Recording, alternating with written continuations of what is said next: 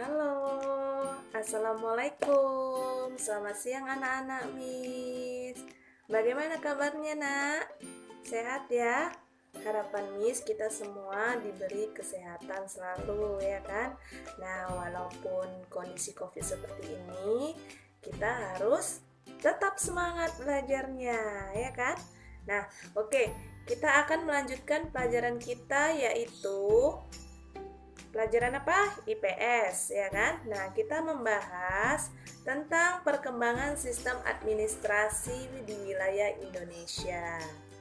Nah, dalam sistem administrasi di wilayah Indonesia ini harus memiliki struktur pemerintahan Indonesia. Nah, untuk berdirinya syarat tersebut, kita harus memiliki yang pertama, wilayah dengan batas tertentu, ya kan? Kemudian yang kedua, adanya rakyat yang mendiami wilayah tertentu. Kemudian yang ketiga, adanya pemerintahan yang berdaulat. Nah, kemudian pada saat Indonesia ingin merdeka, tahun 45 itu Indonesia ingin membentuk sebuah negara, maka harus memenuhi persyaratan ini. Kemudian wilayahnya sudah ada, ya kan? Rakyatnya sudah ada. Tapi pada saat itu sistem pemerintahan belum terbentuk. Nah, jadi mulailah dibentuk sistem pemerintahan yang ada di Indonesia. Nah, pada saat ini struktur pemerintahan dan administrasi di Indonesia seperti ini ya. Nah, ini dia. Struktur pemerintahan dan administrasi di Indonesia yang pertama itu adalah pemerintah pusat. Nah, pemerintah pusat itu dipimpin oleh siapa? Oleh presiden, ya kan? Kemudian yang kedua wilayah provinsi. Wilayah provinsi itu dipimpin oleh siapa? Oleh gubernur. Kemudian yang ketiga, wilayah kota ataupun kabupaten. Itu dipimpin oleh siapa? Oleh wali kota maupun bupati. Kemudian ada wilayah kecamatan. Nah, kalau wilayah kecamatan itu dipimpin oleh camat. Kemudian ada wilayah kelurahan ataupun desa. Nah, itu dipimpin oleh lurah, kepala desa. Kemudian ada rukun warga. Nah, kalau rukun warga itu dipimpin oleh ketua RW. Kemudian ada rukun tetangga. Nah, kalau rukun tetangga itu dipimpin oleh siapa? Oleh ketua RT. Nah, kemudian ini dia perkembangan sistem administrasi wilayah kelautan yang ada di Indonesia. Nah, ada perkembangan wilayah laut teritorial di Indonesia dan ada juga perkembangan wilayah provinsi di Indonesia. Kalau perkembangan wilayah kelautan di Indonesia, perkembangan wilayah laut Indonesia itu merupakan negara kepulauan terbesar di dunia. Kemudian, pada tahun 1982, Konvensi Hukum Laut PBB memberikan dasar hukum bagi negara-negara kepulauan untuk menentukan batasan lautan sampai zona ekonomi eksklusif dan landas kontinen. Dengan dasar ini, suatu negara memiliki wewenang untuk mengeksploitasi sumber daya alam yang ada di zona tersebut.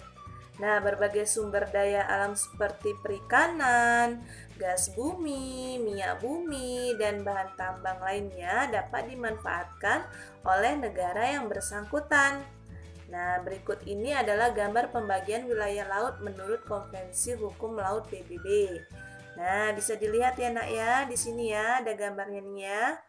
Kemudian, wilayah laut Indonesia itu sangat luas. Wilayah laut Indonesia itu bisa dibedakan menjadi 3 zona, yaitu yang pertama ada zona teritorial. Kemudian yang kedua ada zona landas kontinen. Kemudian yang ketiga ada zona ekonomi eksklusif. Nah, yang pertama itu zona laut teritorial itu merupakan jalur laut yang berjarak 12 mil laut dari garis dasar ke laut lepas. Kemudian garis dasar adalah garis hayalan yang menghubungkan titik-titik dari ujung-ujung pulau. Kemudian yang kedua itu ada zona landas kontinen. Landas kontinen itu merupakan dasar laut yang merupakan lanjutan dari sebuah benua. Landasan kontinen memiliki kedalaman kurang lebih dari 150 meter. Nah, sangat dalam ya nak ya. Kemudian landas kontinen bisa diukur dari garis dasar yaitu paling jauh 200 mil laut. Penentuan landas kontinen adalah dilakukan dengan melakukan perjanjian dengan negara-negara tetangga. Kemudian yang ketiga tadi ada apa? Ada zona ekonomi eksklusif. Nah, itu merupakan jalur laut selebar 200 mil laut ke arah laut terbuka, diukur dari garis dasar. Nah, kemudian ada pelestarian wilayah laut Indonesia. Nah, sebagian besar wilayah Indonesia itu berupa lautan. Nah, jadi di Indonesia ini nak, itu sebagian besar itu adalah lautan. Jadi lebih banyak lautan daripada daratan. Nah, sekitar 70% wilayah Indonesia berupa lautan yang menghubungkan antara pulau. Laut memberikan manfaat dan menjadi sumber penghidupan bagi banyak orang. Ya kan? Nah, karena laut itu banyak menghasilkan makanan, contohnya apa? Seperti ikan, ya kan? Kemudian laut menyimpan sumber daya alam yang melimpah. Nah, itu tadi seperti yang Ibu bilang tadi ya kan? Sumber daya alam hayati maupun non hayati terdapat di dalam laut. Kemudian sumber daya alam yang ada di laut itu seperti apa aja? Nah, yang pertama, berbagai jenis biota laut seperti ikan, kemudian ada udang, kemudian ada cumi-cumi, kemudian ada kerang, ada kepiting, dan biota lainnya.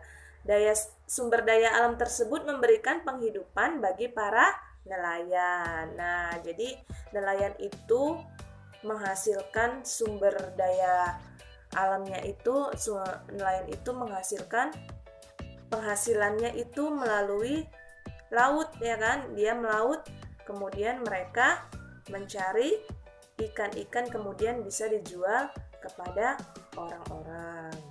Kemudian yang kedua, kerang mutiara memiliki nilai ekonomi yang sangat tinggi.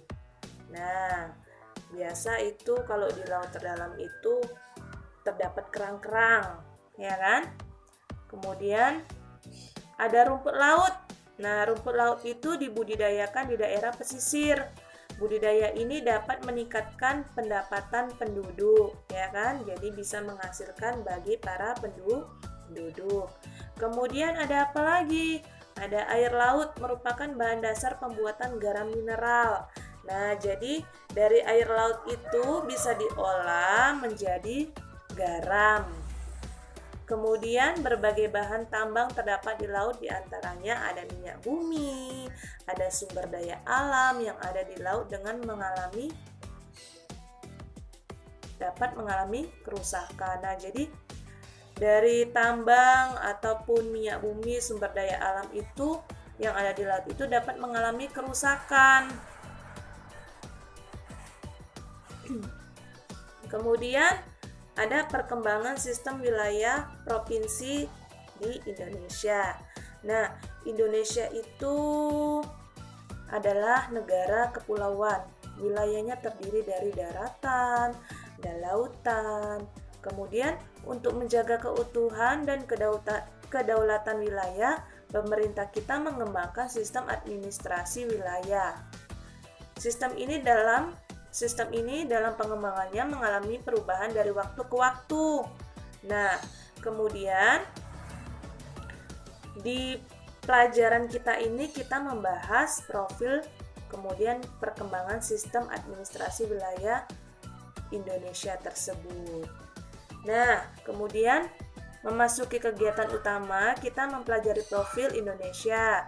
Kemudian kita belajar tentang perkembangan sistem administrasi wilayah kelautan.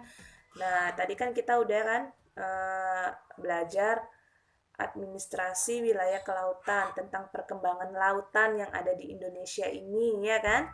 Kemudian kita akan mempelajari perkembangan sistem administrasi wilayah provinsi yang ada di Indonesia, kemudian perkembangan sistem administrasi dalam peta. Nah, jadi pada zaman untuk peta pada zaman kemerdekaan 1945 itu mengalami perbedaan sampai saat ini. Nah, jadi dari zaman ke zaman atau dari masa ke masa itu peta itu mengalami perubahan ya. Karena seiring perkembangannya waktu ataupun seiring perkembangannya zaman, negara kita semakin maju, semakin berkembang. Jadi peta itu mengalami perubahan. Provinsinya semakin lama semakin bertambah pada saat ini sampai sekarang ini. Nah, kemudian coba kalian lihat ini di sini. Kemudian ada kerusakan sumber daya alam di laut sebagian besar disebabkan oleh tindakan manusia. Nah, jadi biasanya itu laut-laut menjadi kotor, ya kan? Kemudian laut-laut menjadi kotor itu disebabkan oleh ulah manusia. Nah, manusia itu biasanya pergi ke laut ataupun pergi ke pantai itu membuang sampah sembarangan. Ya kan, Nak? Membuang sampah sembarangan. Atau yang pergi ke dasar laut itu bisa merusak terumbu karang. Nah, jadi di situ rusaklah sumber daya alam laut, ya kan? Kemudian faktor-faktor yang mengakibatkan kerusakan di dalam laut itu seperti apa? Contohnya itu tadi yang Ibu bilang, yang pertama membuang sampah di laut, ya kan? Laut kita menjadi kotor. Kemudian yang kedua pembuangan limbah industri yang mengandung bahan kimia, ya kan? Jadi semuanya terkontaminasi oleh zat-zat itu tadi limbah industri yang mengandung bahan kimia. Jadi laut kita tercemar, ya kan? Kemudian ikan-ikan di dalam laut itu banyak yang mati. Kemudian yang ketiga, penggunaan bahan peledak untuk menangkap ikan menyebabkan kerusakan terumbu karang, ya kan? Tumbuhan di dalam laut itu bisa menjadi rusak. Akibat apa? Itu tadi, bahan peledak bagi para nelayan maupun orang yang tidak bertanggung jawab, ya kan? Menangkap ikan dengan bahan peledak. Nah, itu menyebabkan kerusakan pada terumbu karang. Kemudian yang keempat, menggunakan jaring pukat harimau dan jaring trawl, ya kan, menyebabkan ikan-ikan kecil tertangkap sehingga populasi ikan semakin berkurang. Kemudian yang kelima, tumpukan minyak mentah di laut menyebabkan kematian berbagai jenis ikan dan biota laut lainnya. Selanjutnya, nah, ini sumber daya alam yang ada di laut. Nah, sumber daya alam yang ada di laut itu bisa dimanfaatkan untuk memenuhi kebutuhan hidup manusia. Kita boleh memanfaatkan sumber daya alam yang ada di laut. Tujuannya untuk meningkatkan kesejahteraan hidup. Akan tetapi, kita juga harus menjaga kelestariannya. Nah, selain kita kan memanfaatkan sumber daya alam yang ada di laut, ya kan?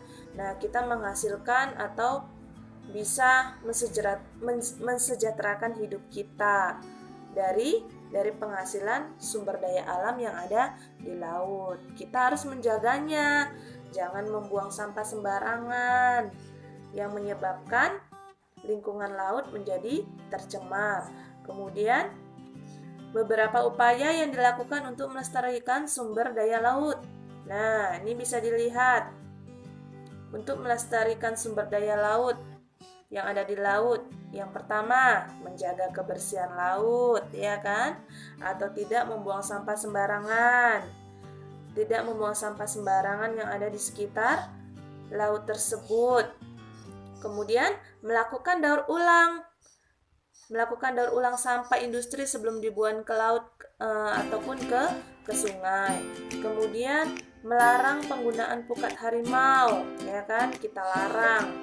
Kemudian keempat, melarang penggunaan bahan peledak untuk menangkap ikan. Nah, itulah yang harus kita lakukan, ya kan?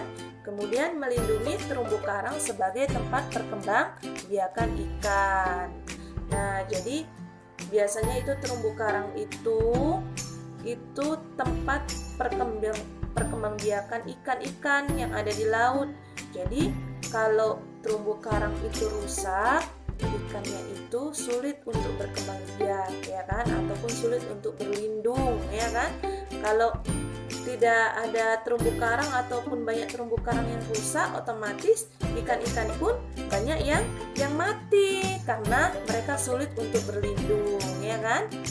Kemudian kita menanam hutan bakau di pesisir pantai. Nah, kita tanam hutan bakau di pesisir pantai untuk apa?